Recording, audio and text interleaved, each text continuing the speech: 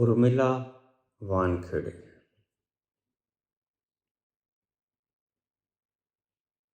बाबा जी प्रणाम। आपने कभी शादी के बारे में नहीं बोला।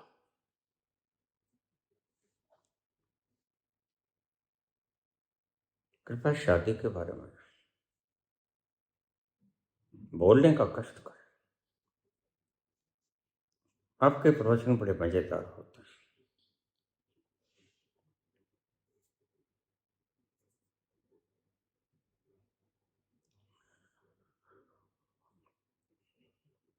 शादी का मतलब है मुफ्त का चौकीदार।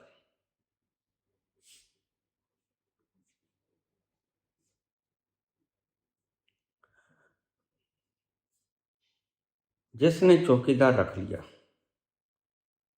उसने व्यर्थ की बला पाल ली।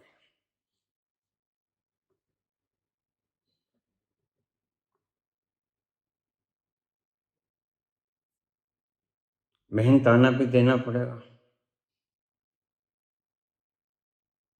और वह तुम्हारे ऊपर तानाशाही भी करेगा। चौकीदार चाहे आदमी का हो चाहे देश का हो, बुरा ही होता है।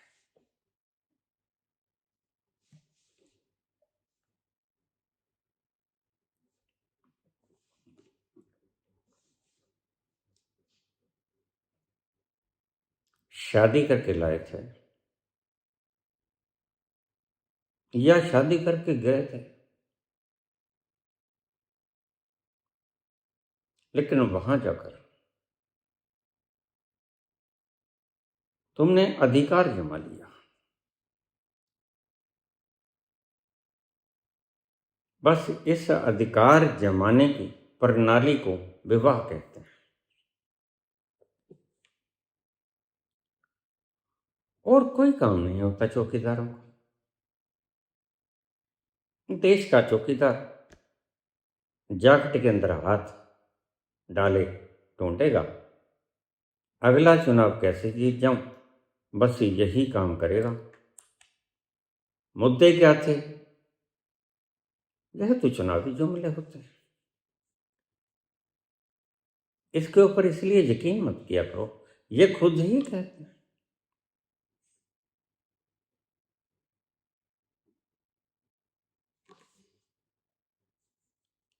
सभी ने चौकीदार रख छोड़े। तो क्या विवाह गलत है? नहीं।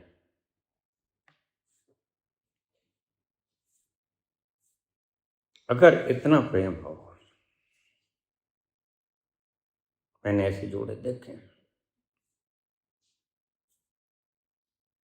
एक जोड़ी की तो शादी मैंने ही करवाई।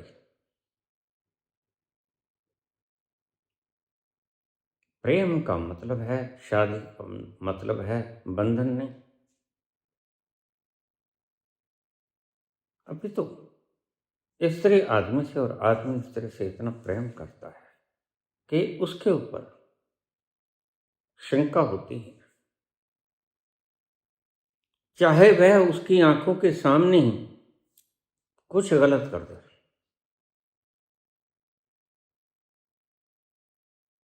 लेकिन वह बिल्कुल ऐसा समझेगा, ऐसा समझेगी कि यह तो अभिनय कर रहा है।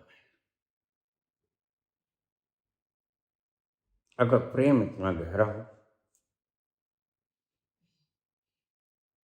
तो ही शादी करना बनता है। तो फिर उस शादी में तनाव नहीं होगा, उस शादी में खुलापन होगा। जैसे हम नेता चुन लेते हैं, धीरे धीरे वो चौकीदार बन जाते हैं।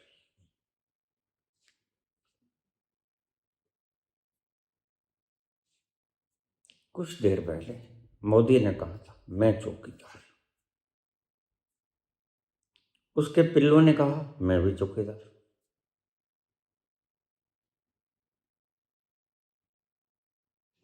मैंने बड़ी तारीफ की उनकी। मैंने कहा भाई सच बोलते हो, क्योंकि तुम वास्तव में चौकीदार हो। कुछ पट्टे हैं, कुछ पट्टियां हैं और चौकीदार। एक पट्टी ने मुझसे पूछ लिया आके, उल्लू की पट्टी ने, समझ रहा है, कि मेरे कनेक्टिंग पॉइंट्स होते हैं।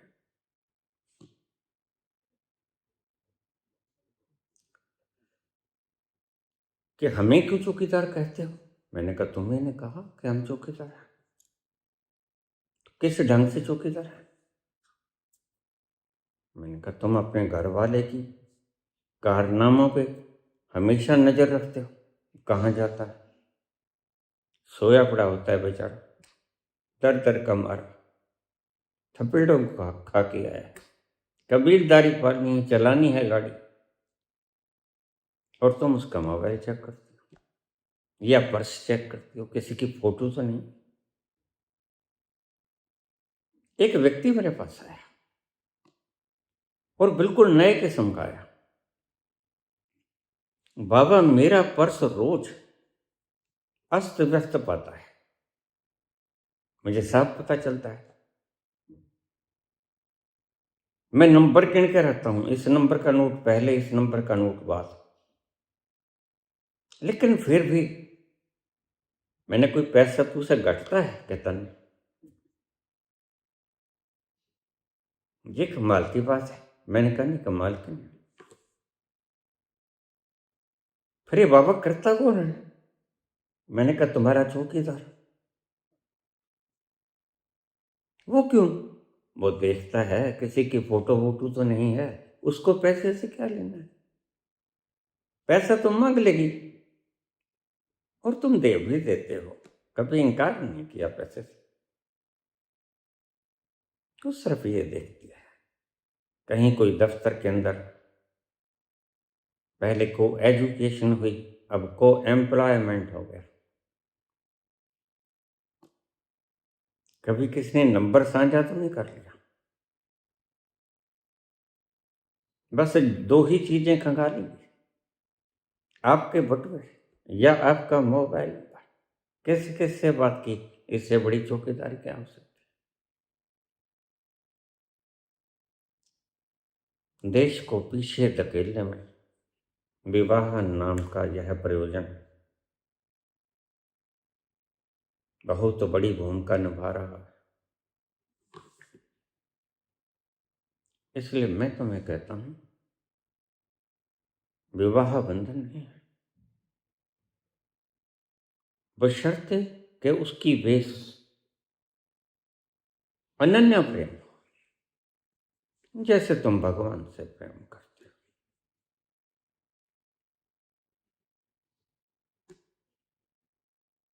और भगवान कहाँ जाते हैं, क्या करते हैं, किससे बात करते हैं, तुम कोई ख्याल नहीं करते उसका।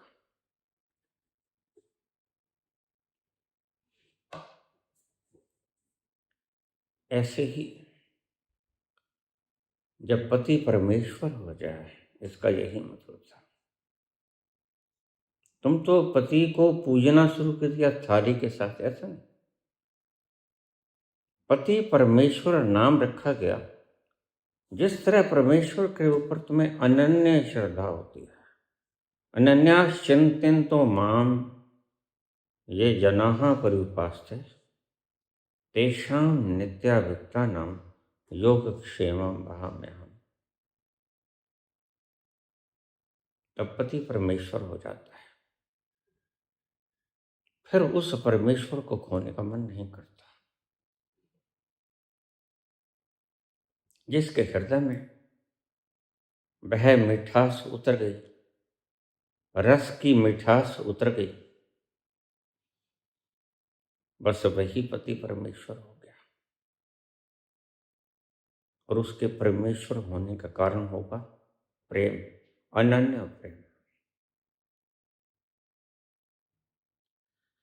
जब तक स्त्रियों को पुरुषों में परमेश्वर दिखाई नहीं पड़ता, यानी उसकी किसी गतिविधि पर शक नहीं होता, पहले ही मरा मराया आता है बेचारा।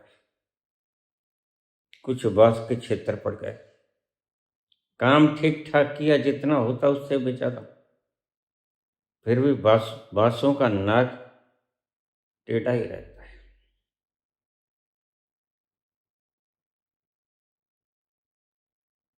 और यहां अगर तुम चौकीदारी करनी शुरू कर देते तो इसलिए ठीक ही किया होगा रूपाली चाकनकर के घर वालों ने। वो कितने भी बड़े ओहदों पे रहे, लेकिन उन्होंने खुला छोड़ दिया। जैसे हम गाय को चरने के लिए छोड़ देते हैं, किसी के खेत में चरा, लेकिन हमें शाम को दूध चाहिए।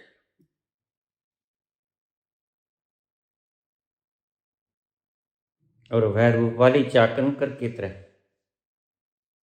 किसी के भी खेत में चराते, बस सांझ को दूध चाहिए। दोनों का काम हल हो जाता है।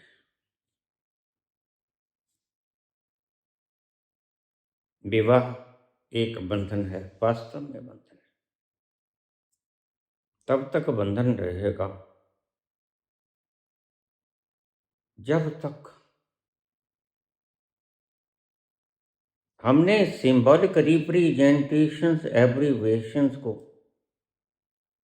कलिंग कर लिया है। हम चिपट गए हैं उसके साथ, हमने हृदय में नहीं उतारे। जब तक स्त्री के लिए पुरुष परमेश्वर नहीं होता, तब तक शादी पाप है। और जब तक पुरुष के लिए स्त्री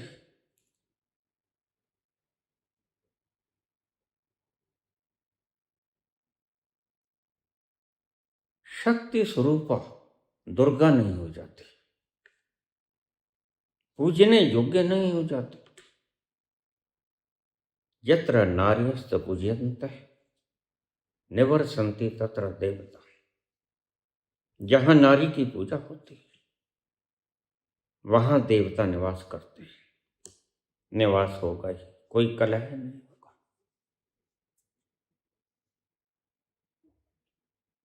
मुझे लोग कह देते हैं, बाबा आपके घर में इतनी शांति क्यों है?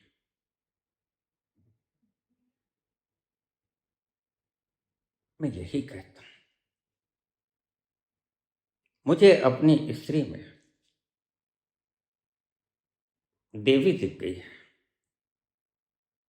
वह स्तुति करने योग्य है। यत्र नार्यस्त पूज्यन्ते निवर्सन्ति तत्र देवता, वहां शालीनता, आनंद, खुमार, शांति आएगी ही आएगी।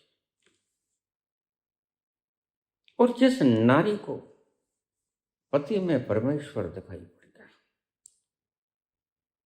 और वह प्रेम के बिना दिखाई नहीं पड़ सकती। पूजा भी प्रेम के बिना सच्ची नहीं होती, कर्म कांड हो जाता है। पूजा तो तुम भी करते हो, लेकिन वह मात्र एक क्रियाकर्म है।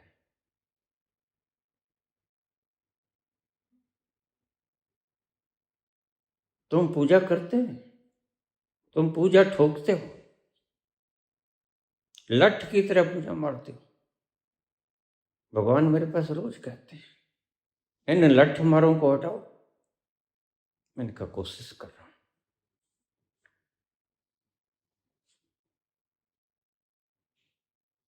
शादी बंधन है, आचार्य प्रशांत कहते हैं ठीक, उससे बड़ा ज्ञानी कौन होगा?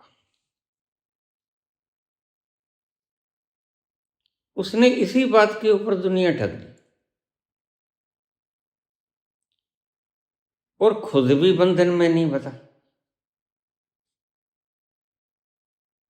और दावा करता कि मैं अपने उस अंतस्थल में उतर गया, जहां जाकर मृत्यु नाम का कोड खत्म हो जाता है। ये PLR वाले कहते हैं हम बता देंगे पिछले जन्म में तुम कौन थे, तुम क्या खाक बता दोगे। तुम्हारी छाती पर जब रखता हूं मैं रिवॉल्वर, टॉय रिवॉल्वर, तो दोनों तरफ से चड्डी गीली हो जाती है। तुमने क्या कहा? पिछला जन्म जाना होगा। पिछला जन्म जाना गांधी ने, उसके रखो आगे बंदूक।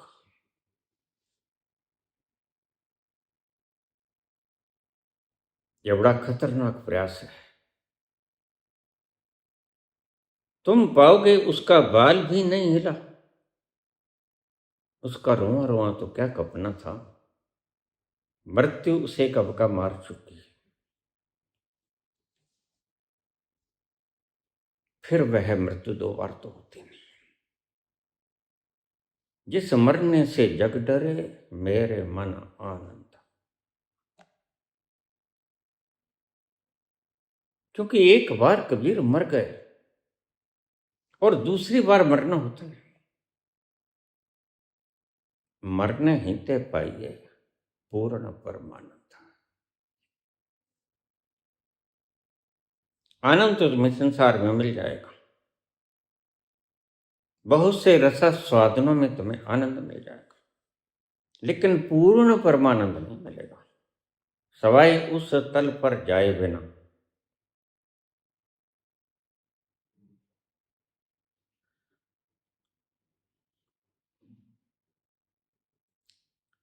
शादी बंधन है, बशर्ते कि वह प्रेम से ना हो।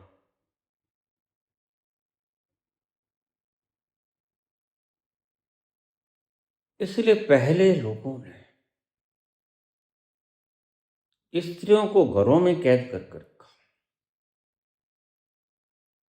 घूंघट के तले रखा। घूंघट दो तरह के होते हैं,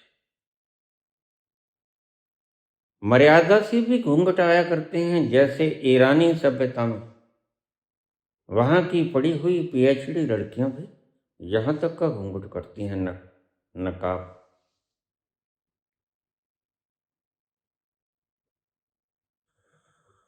पर्दा निशी।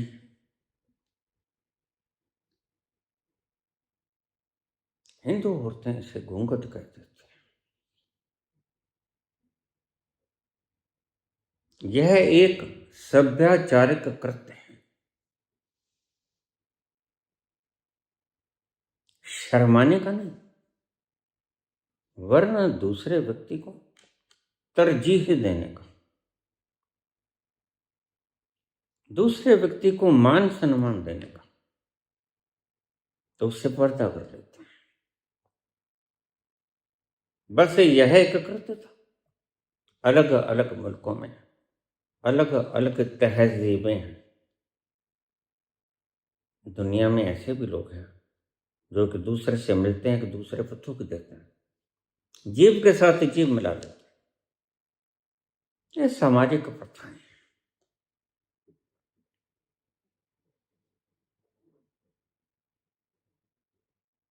तो विवाह, प्रेम विहीन विवाह, जैसे कोई नाई कराया, किसी ने किसी को बता दिया वो लड़का वो लड़की, गुजर बसर तो होगा।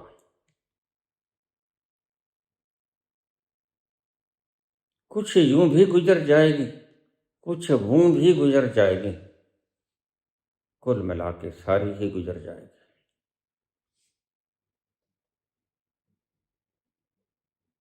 लेकिन वह कोई जीना नहीं होता और ढोल पिटना होता है, दिनों को धक्के देना।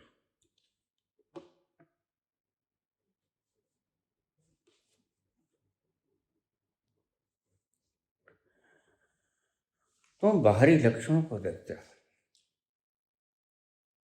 लड़का लड़की पढ़े लिखे हैं, घर गृहस्थी चलाने में समर्थ हैं, इतनी अर्निंग है, ये स्टेटस है, रंग गोरा है, चाल ढाल ठीक है। बस ये बाहर के आवरण देखकर तुम दो पशुओं को बांध देते हो, वो आत्मा नहीं होती। ध्यान रखना, कभी आदमी को बनते देखा है तुमने?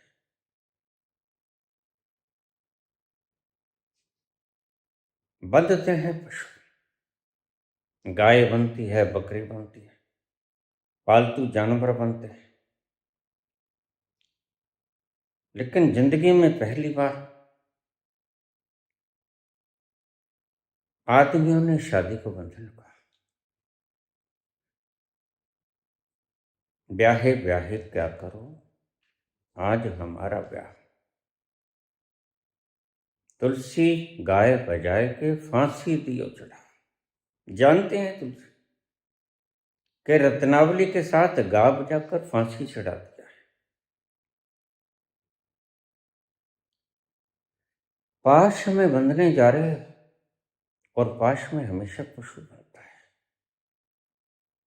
अगर मनुष्य योनि में आकर भी तुम बंधन में ही बंधे रहे तो तुम पशुता से मुक्त कैसे हुए?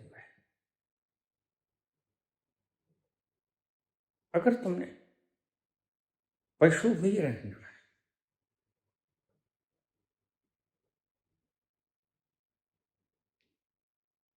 तो फिर मनुष्य योनि का कोई अर्थ ही नहीं। समाज के नियम कायदे कानून ऐसा समझदार व्यक्ति आया है जिसने तुम्हारे समाज को सही मार्ग निर्देशन दिया।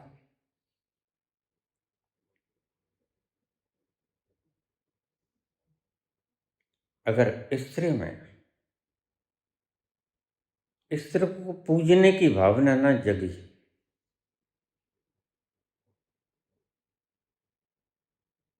तो समझो कि स्त्री से तुम्हें प्रेम नहीं है। ढो रहे हो उसे बाहर की तरह। स्त्री पुरुष को ढो रही है, पुरुष स्त्री को ढो रहा है। ऐसे ही अगर स्त्री को पुरुष में परमेश्वर दिखाई पड़ जाए, वह उसकी दीर्घायु की कामना करेगी और उसके लिए करवा चौथ का व्रत रखा जाएगा और वो करवा चौथ का व्रत सही होगा। तुम सूरज उगने से पहले पानी भी नहीं पियोगे और चांद निकलने के बाद ही पानी पियोगे। मैंने ऐसी स्त्रियां देखी,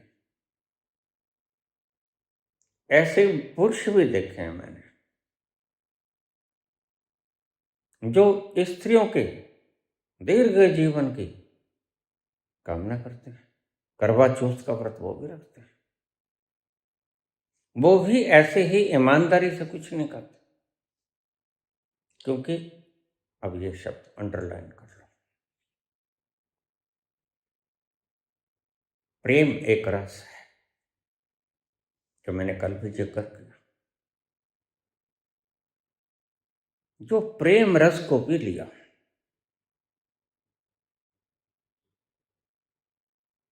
उसको भूख नहीं लगती।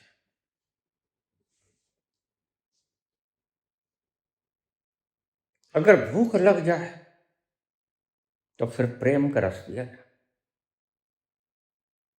इसलिए जिन लोगों को सही प्रेम हुआ उनकी भूख उड़ गई, रात की नींद उड़ गई। सच्चे प्रेम की निशानी बताते हैं, क्योंकि प्रेम का वो रस है जो तुम्हारी भूख को खत्म कर देता है और जो तुम्हें जागृति प्रदान करता है, अवेयरनेस। तुम तो 5 नाम देके राधे राधे देके आदमी को मूर्छित करने पे तुले हुए। आदमी अवेयरनेस से नॉन अवेयरनेस में कैसे प्रवेश कर जाए, तुम्हारे गुरुओं की सारे दिन यही छलने की नीति रहती है कि कैसे मैं इसको बुद्धू बना दूं। इसलिए वो तुम्हें शक्ति खोने को सिद्धांत बताएंगे, नियम बताएंगे। और शक्ति खोने का सबसे बढ़िया उपाय है नाम जप। अंतहीन प्रक्रिया। बस बांस गाड़ दो और इन भूतों से कहो कि इस बांस के ऊपर चढ़ते रहो, उतरते रहो, चढ़ते रहो, उतरते रहो। तुम जाप में करते कर, रेपिटेशन में यही तो करते हो। बांस के ऊपर चढ़ जाते हो, फिर उतर जाते हो।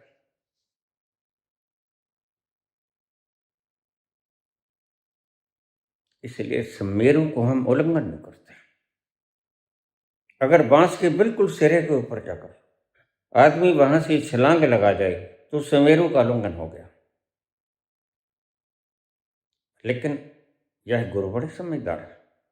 गुरु कहेंगे सुमेरु का नहीं लांघना, इस बांस के ऊपर चढ़ना और ऊपर से वापस फिर मुड़ाना, वहीं से वापस मुड़ाओ। जो छलांग लगा गया, सुमेरु को लांघ गया, वह तो मुक्त हो गया।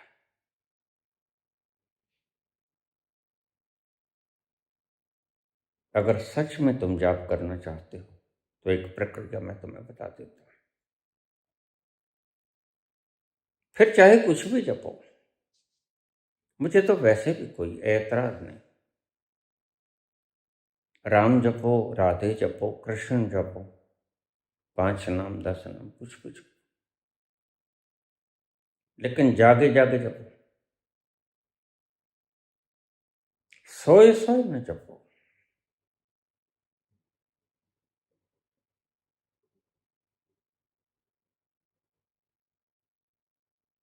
तुम सोए सोए जपते हो,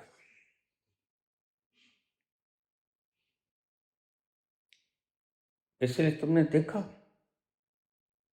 तुम्हारे शरीर से अगर तुम्हारा टेम्परेचर घटा दिया जाए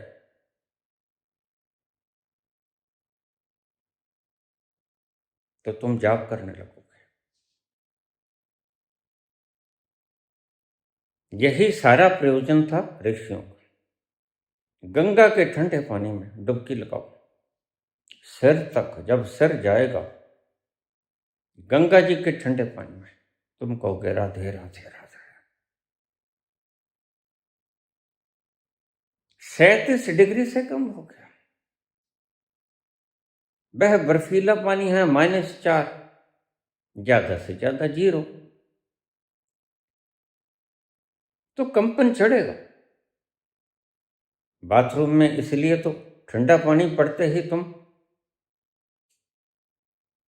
राम राम करना शुरू कर देते हो। यह अकस्मात नहीं होता, इट्स ए साइंटिफिक प्रोसेस।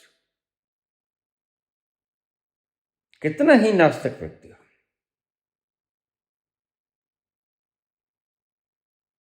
ठंडा पानी सिर के ऊपर पड़ते ही सहस्रार की वो ग्रंथि क्रियान्वित हो जाती है। नास्तिक लोग गीत गुनगुनाने लगते हैं, बाथरूम सिंगर कहते हैं।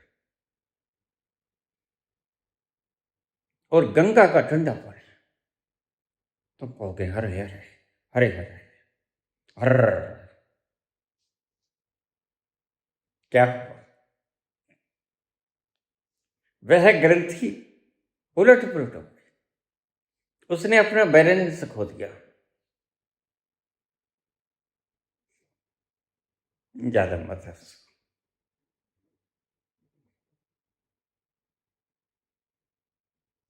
विवाह,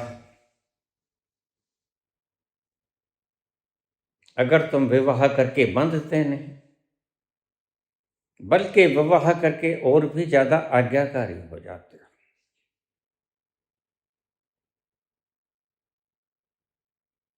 तो वह विवाह बंधन, वह विवाह मुक्त।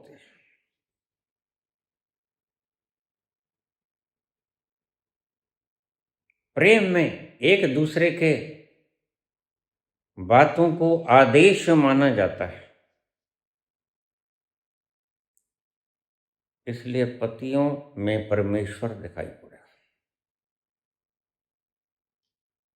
और नारियों में देवी दिखाई पड़ी, पूजनीय।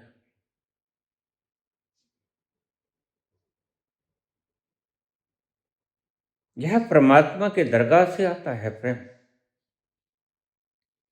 बड़ा मीठा है पीने में।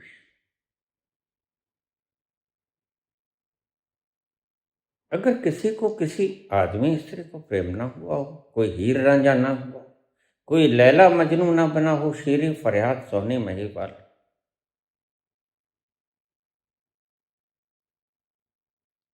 तो फिर वह एक प्रेम का दरिया तुम्हारे भीतर भी बहता है। अगर परमात्मा तुम पर न बरसे प्रेम की तरह, तो तुम उस तल को खंगालना शुरू कर देना जहां से प्रेम आता है, जो उद्गम स्थल है प्रेम का। तुम उसकी खोज कर देना शुरू करना। और यह खोज में तुम्हें एक चीज आहूत करनी होगी, वो इज्जत नहीं। तुम तो इज्जत से बंध जाते हो। मैं सदा ही पूछता हूं, यह इज्जत कौन सी हनन हो गई, यह पुर्जा कौन से स्थान पे लगा है। कोई कहता है मेरी भावनाओं को आहत कर दिया, मैं क्लेम करूंगा। मूर्ख लोग आगे बैठे हैं। तुम्हारे न्यायालयों में कोई ज्यादा समझदार लोग नहीं बैठे हैं, ज्यादा मूढ़ लोग बैठे हैं। 500 करोड़ का हर्जाना वह व्यक्ति मांगता है, वह पंचतत्व का पुतला मांगता है जिसकी कुल वैल्यू 6 रुपए 9 आने।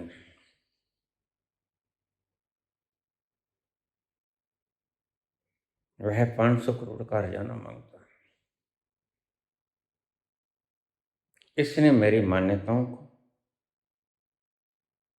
ठेस पहुंचाई।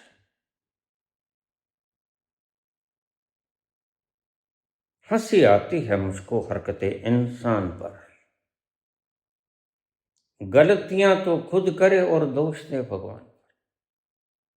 अरे मूर्ख, ऐसी गलत प्रपंच धारणाएं बनाई तो तुमने, और हर्जाना तुम मुझसे मांगते हो।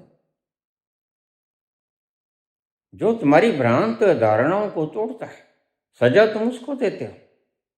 ईसा को सूली पर लटका देते हैं, सोक्रेटिस को जहर पिला देते हैं, मीरा को जहर का प्याला भेज देते हैं। राना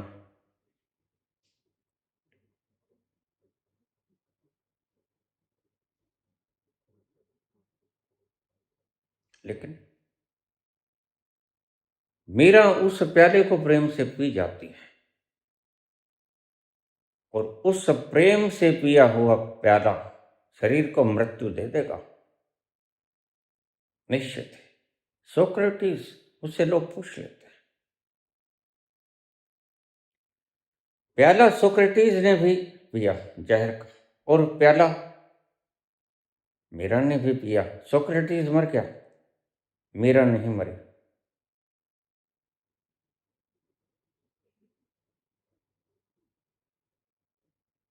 कारण क्या? यही तो तुम्हें समझ नहीं आता। यह 2 आयामों से कही गई बात। सोक्रेटिस मरा शरीर के तल पर, और मरता मरता सारी बातों को साक्षी भाव से देखता रहा। अब पांव मर गए, अब नाभि तक मर गया, अब छाती तक मर गया, अब गर्दन तक आ गया, अब तो मैं बोल भी ना सकूंगा। यह जाग के मरना है, मर जीवड़ा, जीते जीते मर जाना। बस व्याख्या तुमने गलत कर ली।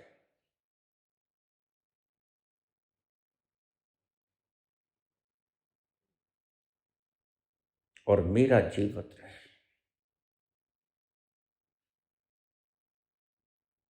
जहर का प्याला पीकर तुम उस तल पर पहुंच जाते हो जहां अमृत विराजमान है। तो इसका कुल मतलब इतना है, प्रोसेसिंग दोनों की एक ही है।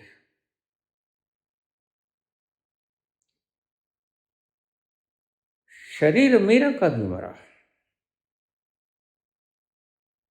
शरीर सोक्रेटिस का भी मरा,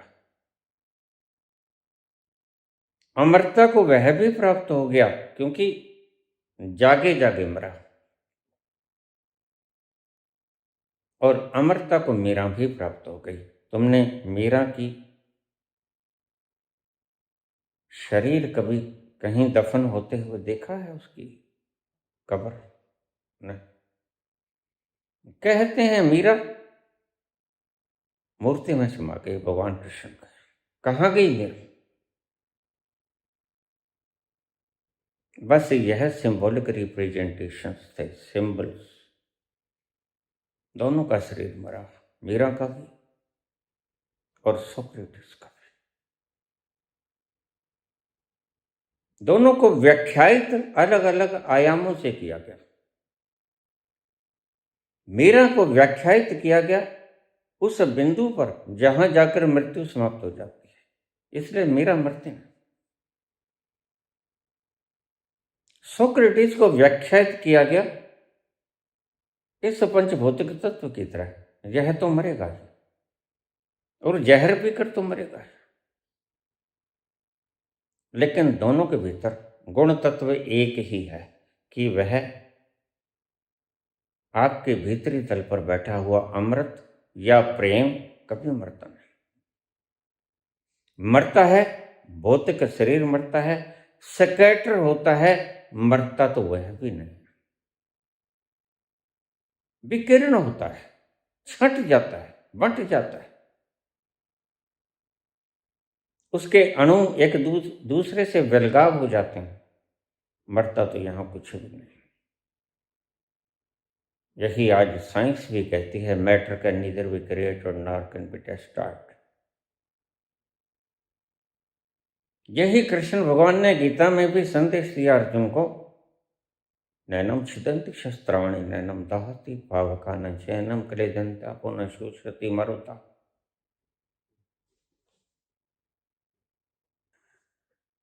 सच्चा प्रेम है जैसे माता अपने बच्चों से करती है। तुमने देखा, बच्चा कत्ल करके आ जाता है, माँ उसको गोदी में छुपा लेती है। माँ विश्वास कर ही नहीं सकती कि मेरा बच्चा ऐसा काम कर सकता है, और यह विश्वास आता है अथाह प्रेम से, अथाह करुणा से, अथाह ममता से, वात्सल्य से।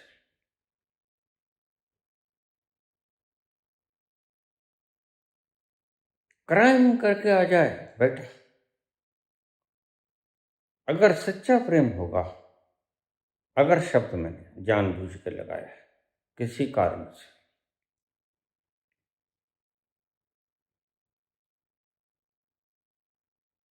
तो वह उसे कहेगा, देखो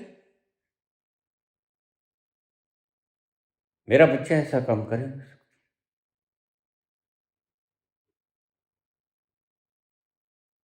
जब हृदय में प्रेम की रसधार बहती हो किसी के लिए,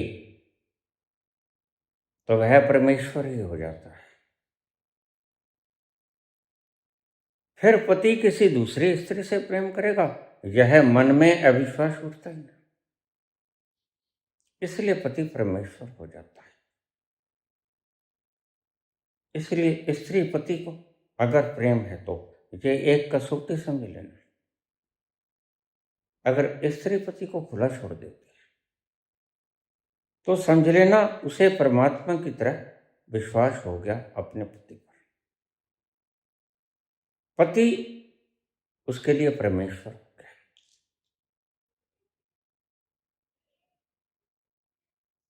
अगर पुरुष के लिए स्त्री देवी हो गई, नारी देवी हो गई, पूजा के योग्य हो गई, तो फिर समझ लेना कि सच्चा प्रेम हो गया इस पुरुष को स्त्री के साथ। शक की सच्चे प्रेम में कोई गुंजाइश होती नहीं। भला के वो कत्ल करके आ गया, भला के वो दूसरी स्त्री से लिपट चिपट आया, भला के वो दूसरे बंधु नाथ से लिपट चिपट आई, लेकिन पति कह बना। और ऐसी स्त्री को पति से प्रेम करना चाहिए, बौद्धनाथ को छोड़ देना चाहिए। क्योंकि जिस पति ने इतना प्रेम किया, प्रेम का अर्थ होता है खुला छोड़ देना, क्योंकि शक ना रहा कोई।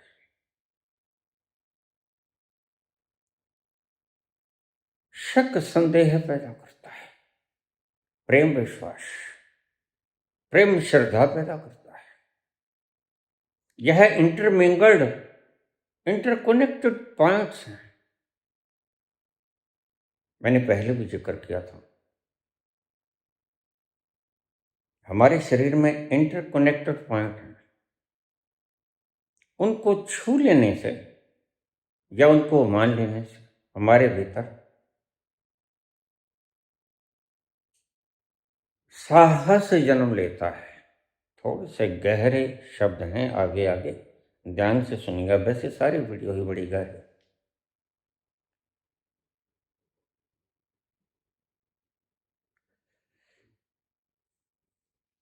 मैंने कहानी सुनाई थी, अगर इन इंटरकनेक्टेड पॉइंट्स को पहचान लिया जाए तो उस व्यक्ति के कैरियर को खत्म करने में क्षण लगेगा तुम्हें।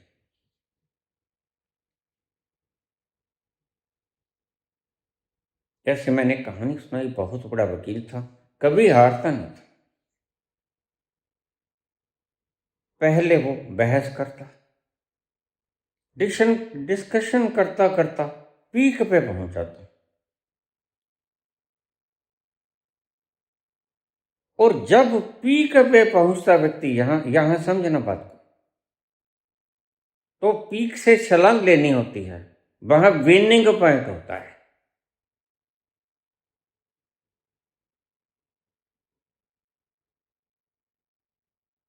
तो उसके एक बटन लगा था कोट के, वह कोट के ऊपर के बटन को पकड़ता और उस बटन को पकड़ते ही उसमें साहस का संचार,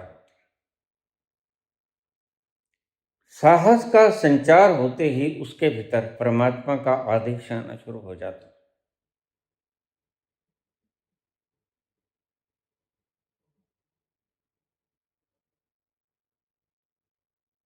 फिर वह जो तर्क देता था उसको काटा नहीं जा सकता, और वह वकील सदा ही जीतता रहा। लेकिन एक दिन कोई समझदार व्यक्ति था, उसने यह सारा दृश्य कैद कर लिया। बार बार जब वह जीतता है, आखिरी लम्हों में जाकर, पीक पॉइंट पे जाकर अपने उस बटन, कोट के बटन के ऊपर हाथ लगाता है और छूता है, उसको घुमाता है, बहस भी करता है, उस कोट के बटन को भी घुमाता है,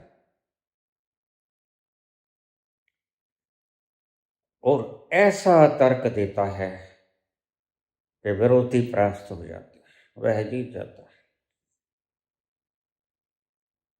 तो उस दूसरे वकील ने लॉन्ड्री में गया, उसने कहा ऐसा करो।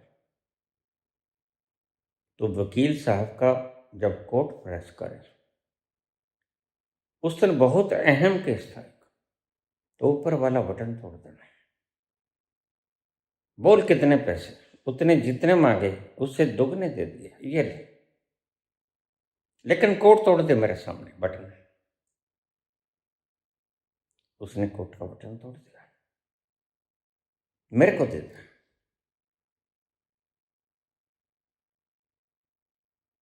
बटन उसने जेब में डाला, चला गया। अब काला कोट पहनकर वह वकील बहस कर रहा है, बड़ा अहम मुद्दा है, जीवन मरण का सवाल है। बहस करता रहा। हमारे भीतर एक तल होता है, जब वो चुक जाता है एनर्जी का, तो फिर दूसरे तल से एनर्जी को गेन करने के लिए उस बटन की जरूरत पड़ती है। तो जब उसकी एनर्जी खत्म हो गई एक पड़ाव की, तो दूसरे स्टोर की एनर्जी लेने के लिए उसने उस बटन का सहारा लिया और पाया कि वह बटन गायब था।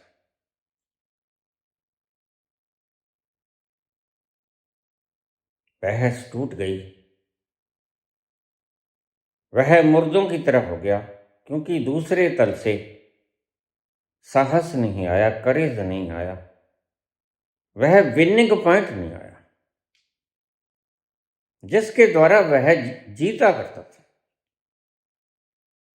प्रत्येक व्यक्ति के विनिंग पॉइंट्स होते हैं। अगर गौर से देखो तो अगर उसको हराना हो तो देखना आखिरी वक्त में वह जो प्ली देता है, जो पकड़ में नहीं आती, उस वक्त उसकी शरीर की मुद्रा कौन सी थी। गौर से देखना, वह पकड़ में आ जाएगा। प्रत्येक व्यक्ति का विनिंग पॉइंट होता है। वहां से चार्ज लेता है वो। जब उसका एक तल चुक जाता है तो दूसरे तल से शक्ति लेने के लिए वह उसको छूता है, कोट के बटन को। उसको एनर्जी कनेक्टिंग पॉइंट कहते हैं। अगर तुमने वह पॉइंट ही हटा दिया, उसके सारे तर्क गिर जाएंगे, वह मुर्दों की भांति हो जाएगा।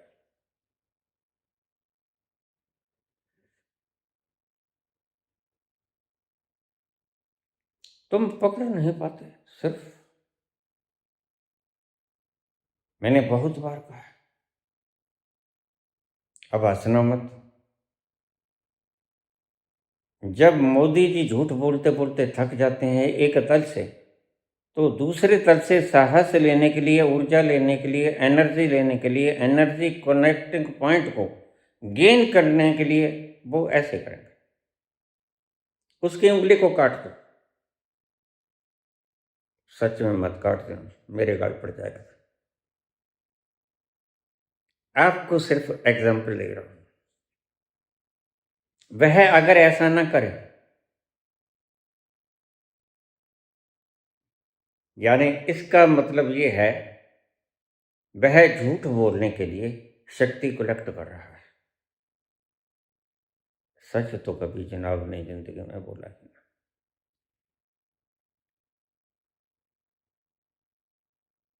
तुम देखना,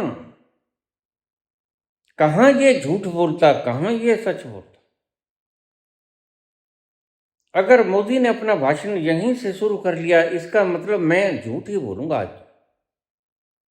अगर बीच में कहीं आकर उसने ऐसा कर लिया, तो इसका मतलब इससे पहले जो है वो तो भूल जाओ, अब मैं झूठ बोलना शुरू कर रहा हूं। Is going to alert you. समझदार व्यक्ति समझ जाएगा। सबके अपने अपने पॉइंट्स होते हैं। योगी आदित्यनाथ रोने जैसा मुंह बना लेंगे। यह तो रोता बहुत बुरी ढंग से, बस उससे वो पॉइंट कलेक्ट कर लेगा। यह उसका चार्जिंग कनेक्टिंग पॉइंट है। एनर्जी यहां से चार्ज करेगा। आमतौर से स्त्रियां रोकर अपनी शक्ति को कलेक्ट करती हैं। अलग अलग पॉइंट्स होते हैं। कुछ स्त्रियां कानों को पकड़ लेती थी, इसलिए उनके कान बेंध दिए गए। कुछ स्त्रियां नाक को ऐसे करने लग जाती, उसके नाक में कोका डाल दिया गया। वो पॉइंट से ही छीन लिए गए।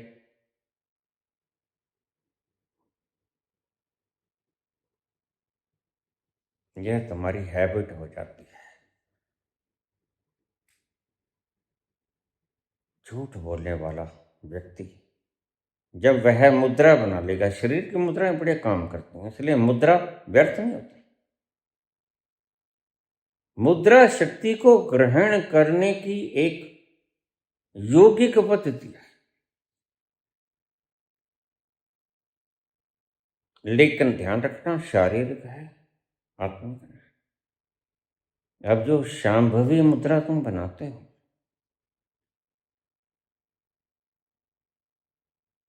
या जो तालुए के साथ जीभ लगा देते हो, ये सब मुद्राएं शारीरिक हैं, आत्मा के साथ इनका कोई संबंध नहीं।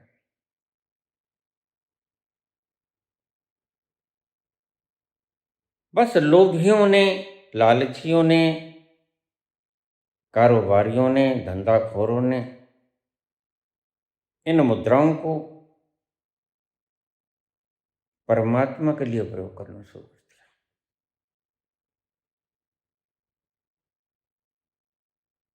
मुद्राएं होती हैं शारीरिक।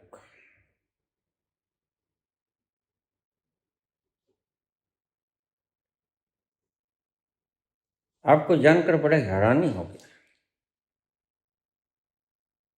इतिहास आपने पढ़ा है, युद्धों का वर्णन तुम्हें पढ़ा है, लेकिन गहरी मुद्राएं तुम खंगालने वाले उस वक्त है नहीं। युद्ध के मैदान पर कौन खंगालता है मुद्रा? महाराणा प्रताप अपनी जिंदगी में कोई लड़ाई नहीं हारे, हल्दी घाटी के। उनके सामने राजा मान सिंह होता था, अकबर का सेनापति।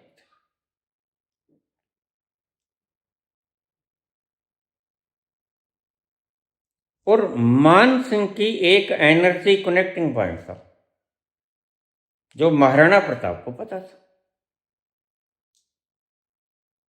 जब वह चुक जाते उनकी सारी बहादुरी, महाराणा प्रताप जैसा बहादुर व्यक्ति हिंदुस्तान ने कभी इस धरती ने देखा नहीं।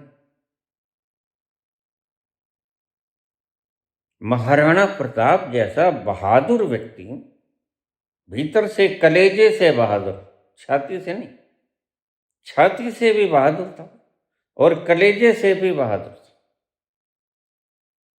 दोहरी बहादुरता थी उसमें।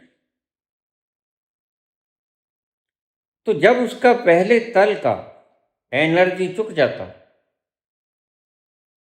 तो वह क्या करता, अपने दाढ़ी के बाल नोचने शुरू कर देता, या ऐसे।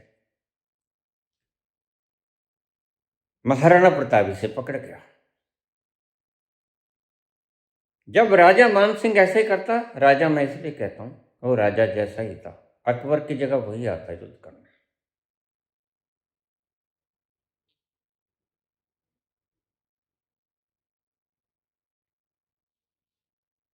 तुम हिंदू मुस्लिम करते हो, मुसलमानों को हिंदुओं पे ज्यादा यकीन है। अपना सेनापति ही हिंदुओं को बनाता है अकबर।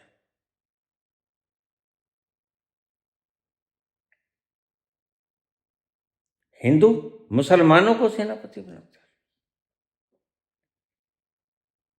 तुमने तो राज करना है, तुम्हारी नीयत में खोट है, इसलिए तुम हिंदू मुसलमान कोई लोभ दिखा के हिंदू राष्ट्र बना देंगे, तुम ऐश करोगे। तुम्हारे पास कोई देश नहीं है, क्यों नहीं है भाई? नेपाल हिंदू राष्ट्र ही तो है, नेपाल हिंदू राष्ट्र ही तो है। तुमने अगर अपनी आबादी बढ़ा ली तो किसी का क्या कसूर है? नेपाल का राजा नया नया जो बना है, उसने जब गृह प्रवेश किया और सत्तासीन होने लगा, वैदिक मंत्रों के उच्चारण से उसे गृह प्रवेश और उसे राज्य तिलक किया गया। जरा देखिए, अगर कोई आपको, और सदा से परंपरा रही है,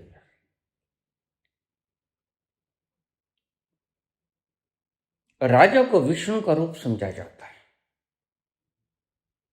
और उसकी पूजा होती है। अब विष्णु हमारे हिंदू देवता हैं, राजा को विष्णु का रूप समझा जाता है। राजा को पीरों का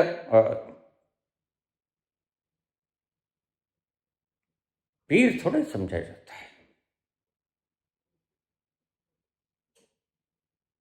नेपाल हिंदू राष्ट्र है। अगर तुमने अपनी आबादी बढ़ा ली, ये बात अलग है, यह कमजोरी तुम्हारी कि एक एक हिंदू ने 15-15, 10-10 बच्चे पैदा किए, तो हिंदुओं की आबादी बढ़ गई। आज तुम लालच देकर भागोगे कहाँ भागोगे? नेपाल हिंदू राष्ट्र है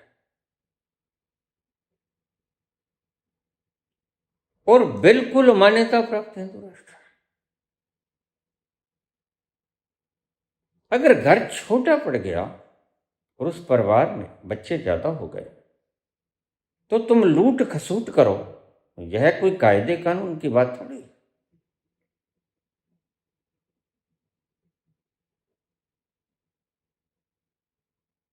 जिससे तुम हिंदू कहते हो वो बाहरी आया हुआ व्यक्ति,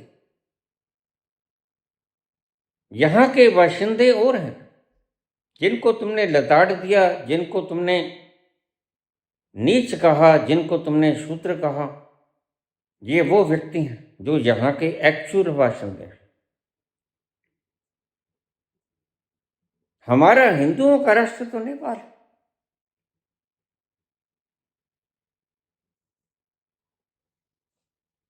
मैं ये है बात ऑथेंटिसिटी से कह रहा हूं क्योंकि नेपाल पर एक जीवन में, जन्म में मैंने राज्य किया है। नेपाल प्योर हिंदू राष्ट्र है। खच मच बाद में हो गया, वो हो गया। मैं 7वीं शताब्दी की बात कर रहा हूं। शुद्ध हिंदू राष्ट्र है। तुम कहते हो हिंदू राष्ट्र तो कोई है ही नहीं, तुम डराने का काम करते हो। तुम्हें इतिहास पता नहीं, लोगों को तो इतना इतिहास सुनना पड़ा।